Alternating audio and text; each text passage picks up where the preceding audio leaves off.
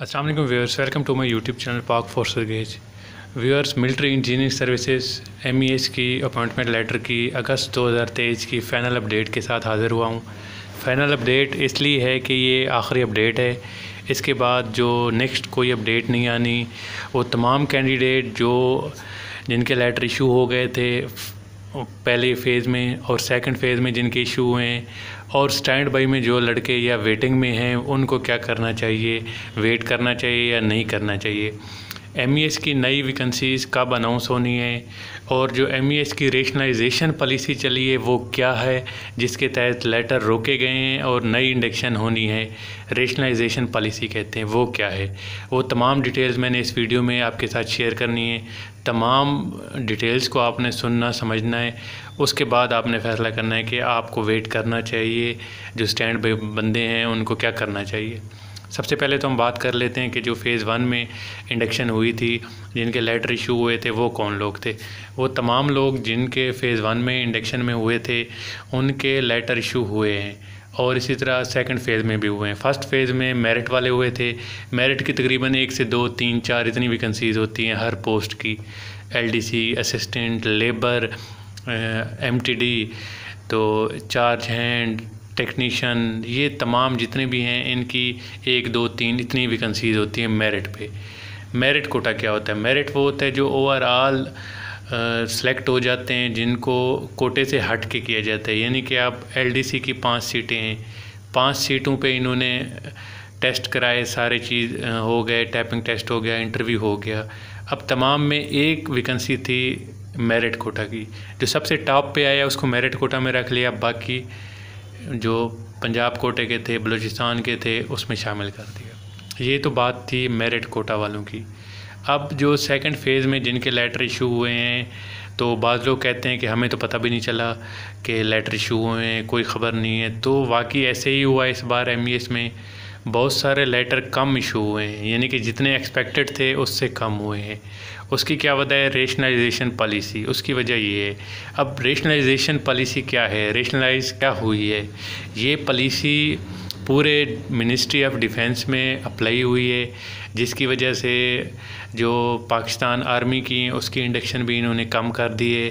Pakistan air force में जो airman की वैकेंसी साल में 2 दफ़ा आती थी, अब उन्होंने 1 दफ़ा कर ली है।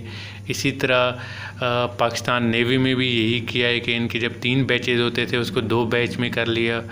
और इसी तरह मिलिट्री इंजीनियरिंग सर्विसेज MES में भी इस पॉलिसी का इतलाक़ ये हुआ है कि जिन दफ्तरों में, जिन ऑफ़िस में 10 बंदे काम कर रहे थे, तो मिनिस्ट्री ने कहा कि आप वहाँ पे 5 बंदे काम कर पे रखें। अब बाकियों को छुट्टी तो नहीं दे सकते। बाकियों को उन्होंने क्या किया कि एक लेटर सर्कुलेट किया, जिसमें उन्होंने पूछा कि जो लोग आपके पास काम कर रहे हैं वो कितने हैं, और जिसकी आपके पास वैकेंसी है वो कितने बंदे हैं। 7 बंदों की वैकेंसी थी, 10 बंदे इन्होंने रखे हुए थे एक ऑफ़िस में। अब जो 3 एक्स्ट्रा हो गए, उनमें से एक तो रिटायरमेंट पे जा रहा है, बाकी 2 फिर भी ज़्यादा हो गए। अब उनको मैनेज कैसे करना है? पहली बात, उनको मैनेज करने के लिए इन्होंने एक और लेटर निकाला, जिसमें इन्होंने कहा जो बंदे आपके पास काम कर रहे हैं उनका डेटा दें कि उनका होम स्टेशन कौन सा है, वो कहाँ के रहने वाले हैं और वो कहाँ जाना चाहते हैं। 3 चॉइसेस दें वो, कि हमने लाहौर जाना है, सियालकोट जाना है, या गुजरांवाला जाना है, या हमने पिंडी जाना है। उनसे लिखवा लें, और उनमें से जहाँ पे वैकेंसी बन जाती उनको वहाँ पे उन्होंने पोस्ट कर दिया। ये थी रेशनलाइजेशन पॉलिसी। अब न्यू इंडक्शन या जो इंडक्शन चल रही है उस पे इसका क्या ताल्लुक़ है और क्या इम्पेक्ट है, वो भी मैं आपको समझाता हूँ। वैकेंसीज अनाउंस की इन्होंने। अब टेक्निकल स्टाफ में आ जाते हैं कि आपकी जो चार्ज हैंड की वैकेंसीज थी इलेक्ट्रिकल की, वो इन्होंने अनाउंस की 4। अब क्योंकि रेशनलाइजेशन के बाद वैकेंसीज रहेगी 2, इन्होंने सेलेक्ट किए 6 बंदे, 4 जो फाइनल थे और 2 स्टैंड बाई में। अब इन्होंने 2 के लेटर निकाल दिए, एक का सरगोदा का और एक का हैदराबाद का। 2 बंदों के लेटर इशू हो गया। बाकी लोग खामोश, जी हम तो इतने बंदों ने टेस्ट दिया, हमारा तो लेटर इशू नहीं हुआ, तो ये तो फेक है, ऐसा कोई लेटर इशू नहीं हुआ। तो सबको यही लगता है, लेकिन उन 2 बंदों का लेटर इशू हुआ और बाकी जो 2 हैं वो स्टैंड बाई में चले गए, रेशनलाइजेशन की वजह से कट हो गए, साइड पे हो गए। अब दूसरा सवाल कि उन स्टैंड बाई बंदों का क्या होगा जो साइड पे हो गए। उन स्टैंड बाई बंदों के ये चांसेस हैं कि अगर उनमें से कोई बंदा मेडिकली अनफिट हो जाता है, जो कि अभी पॉसिबल नहीं है क्योंकि तकरीबन तमाम बंदे रिपोर्ट कर चुके हैं, या उनमें से कोई अनविल हो जाता है कि मैंने ये नौकरी नहीं करनी है, उसकी कहीं और हो गई है, वो छोड़ जाता है, तो उन जो 6 बंदे सेलेक्ट हुए हैं उनमें से कोई एक बंदा जो टॉप पे होगा उनमें से एक बंदे को बुलाया जाएगा कि आप मेडिकल कराएं, आपका अपॉइंटमेंट लेटर है, आप करें। अगर वो भी अनफिट हो जाता है, जो उससे नेक्स्ट आएगा उसको बुलाएंगे, सो ऑन, इसी तरह चलता रहेगा। ये तो थी इनकी अपडेट। अब नेक्स्ट इंडक्शन पेज पे क्या फ़र्क पड़ना है। नेक्स्ट इंडक्शन जो इन्होंने रेशनलाइजेशन पॉलिसी के तहत बनाई है, अब इन्होंने तमाम लेटर इशू कर दिए। स्टैंड बाई वाले 50% है, हो भी सकता है नहीं भी हो सकता है, वो इस पे वेट छोड़ दें। नेक्स्ट इंडक्शन का डेटा इन्होंने बनाना स्टार्ट कर दिया है, जिस पे ये देख रहे हैं कि जी हमें लाहौर में हमने इतने बंदे की वैकेंसी है, 10 बंदों की, हम वहाँ पे 8 बंदे भेज चुके हैं, जबकि 2 बंदे रिटायर होने हैं दिसंबर में। तो इस हिसाब से हमें 2 बंदे वहाँ पे चाहिए जो रिटायर हो रहे हैं, और 2 पहले से खाली थी, 4 बंदों की हमें चाहिए लाहौर में। इसी तरह हर गरीजन में इन्होंने डेटा मंगाया है कि आपके पास कितने कम हैं और आपको मज़ीद कितने चाहिए। ये डेटा कलेक्टिव डेटा एक बना रहे हैं इन सब का, जिसके बाद अब इसी तरह लाहौर, मुल्तान, हैदराबाद, कराची, इन तमाम से डेटा इकट्ठे करते करते 1 2 4 5 करते करते इनके पास 70 सीटें आ गई, 4 जेंड इलेक्ट्रिकल की इनको ज़रूरत है, इन्होंने पब्लिश कर दी। अब एक फैक्ट ये भी है, इन्होंने पब्लिश कर देना है, नेक्स्ट मंथ तक ये फाइनल हो जाना है, तो सितंबर अक्टूबर में जॉब्स अनाउंस कर देनी है इन्होंने। तो अब उस पे रेशनलाइजेशन का क्या फ़र्क पड़ रहा है, क्योंकि पहले तो इनके पास वैकेंसीज बहुत ज़्यादा थी, अब इसके बरक्स वहाँ पे 8 नहीं अब 4 गिने आप, कि पहले तो 75 कर रहे थे, अब उन्होंने कम कर दी 50%, यानी कि 35 से 40 वैकेंसीज अनाउंस होगी। ये एक नुकसान है। स्टैंड बाई वाले भूल जाएं कि उनका लेटर आएगा, हो सकता है कि लक रे आ जाए, लेकिन बहुत मुश्किल चांसेस है, मैं किसी को उम्मीद नहीं दिलाना चाहता, झूठी उम्मीद। बाकी न्यू इंडक्शन वाले अपनी तैयारी करें, इस दफ़ा कंपटीशन बहुत सख्त होना है, क्योंकि एक तो रेशनलाइजेशन की वजह से Pakistan air force, Pakistan navy, Pakistan army, इन तमाम की वैकेंसीज़ जो सिविलियन है इनकी वैकेंसीज़ पे बहुत इम्पेक्ट पड़ा है। पाकिस्तान एयरफोर्स तो शायद 2023 में कोई इंडक्शन ना ही करे, पाकिस्तान नेवी का भी यही हाल है। पाकिस्तान आर्मी में जो MES के सिविलियन हैं उनकी भी यही कंडीशन है कि मुश्किल है कि इस दफ़ा इंडक्शन हो, लेकिन इस दफ़ा इंडक्शन हो रही है, बहुत कम हो रही है। तो 70 की जगह पे 35 बंदे इनरोल कर रहे हैं, इनके 50% कर दिए।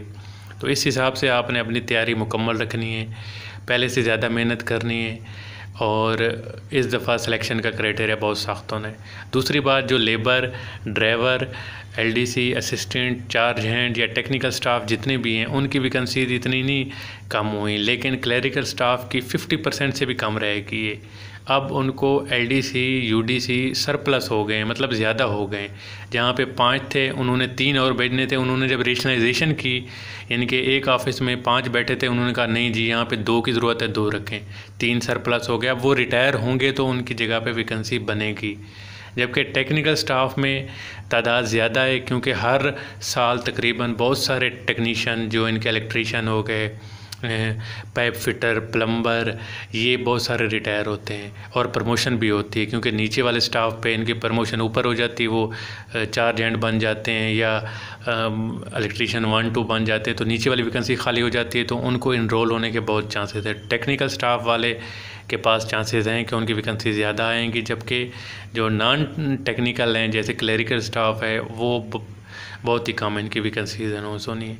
ये अपडेट थी, फाइनल अपडेट। इनके बाद इंशाल्लाह मैं आपके पास न्यू जॉब्स जब अनाउंस होगी मैं इसकी तब वीडियो बनाऊंगा। इस वीडियो को समझ लें, गौर से एक दफ़ा प्लीज़ पूरी सुन लें, ताकि आपको इस तमाम पॉलिसी का समझ आ जाए कि रेशनलाइजेशन की पॉलिसी क्या है। तो टेक्नीशियन हज़रात जो रह गए हैं स्टैंड बाई वाले, वो 3 4 5 हैं, तो वो चाहें तो वेट कर सकते हैं, नहीं तो अल्लाह से दुआ करें कि उनकी बारी आ जाए, कोई अनविल हो जाए नौकरी करने से। मेडिकली अनफिट की तो मैं नहीं कहता कि कोई मेडिकली अनफिट हो, लेकिन कोई अनविल हो जाए ताकि आपका नंबर आ जाए। ये चांसेस है, अदरवाइज़ कोई चांस नहीं है इनके लेटर का फ़िलहाल, क्योंकि रेशनलाइजेशन पॉलिसी जो मिनिस्ट्री ने बनाई है वो तमाम फोर्सेस पे उनके सिविलियन पे इतलाक़ हो गया है और उसके तहत ही आपके लेटर रोक दिए गए हैं। जबकि इसी तरह पाकिस्तान एयरफोर्स के सिविलियन के भी रोक दिए गए थे, नेवी के भी रोक दिए गए थे। तो इसलिए MES जो कि सिविलियन में काउंट होती है, तो इनके भी यही चांसेस हैं कि मुश्किल से इनके लेटर इशू हों। नई अपडेट ज़रूर आएगी, नई इंडक्शन ज़रूर आएगी, लेकिन जो लोग वेट कर रहे हैं उनको मैं यही कहूँगा कि आप जो है ना मूव ऑन करें, आगे जाएं, कहीं और अप्लाई करें, साथ में जॉब भी तलाश करते रहें। इसी के भरोसे पे सिर्फ ना बैठ जाएं कि आपके MES के लेटर इशू होने हैं। तो लेबर के लिए भी यही कहना चाहूँगा कि वो भी इसी तरह करें, अपनी नए इंडक्शन के लिए तैयारी करें, भरपूर तरीके से तैयारी करें, ताकि नेक्स्ट इंडक्शन में इनको कंपटीशन का जो सामना करना है उसको वो ईज़िली फेस कर सकें। तो ये बहुत सारे लोग इस पे कह रहे थे, तो इसलिए मैंने इस पे फाइनल वीडियो बना दी। तो नेक्स्ट इंडक्शन जैसे स्टार्ट होगी मैं अपने चैनल पे सबसे पहले अपलोड करूँगा। उसकी रेशनलाइजेशन जब मुकम्मल हो जाती है, नई इंडक्शन का डेटा बन जाता है कि इतने बंदे चाहिए, अब एडवर्टाइज़ कर देना चाहिए हमने, उससे पहले इंशाल्लाह मैं आपको तमाम इन्फॉर्मेशन आपके साथ शेयर कर दूंगा कि कौन सी वैकेंसीज अनाउंस हो रही हैं नेक्स्ट मंथ और वो कौन कौन सी है। सिर्फ इसी चैनल पे अपलोड होगी। तो उससे पहले रिक्वेस्ट है कि चैनल को सब्सक्राइब करें और बेल के आइकन को दबा दें, ताकि वो वीडियो जैसे अपलोड हो आपके पास नोटिफिकेशन आ जाए। अपना ख्याल रखिएगा, टेक केयर, अल्लाह हाफिज़।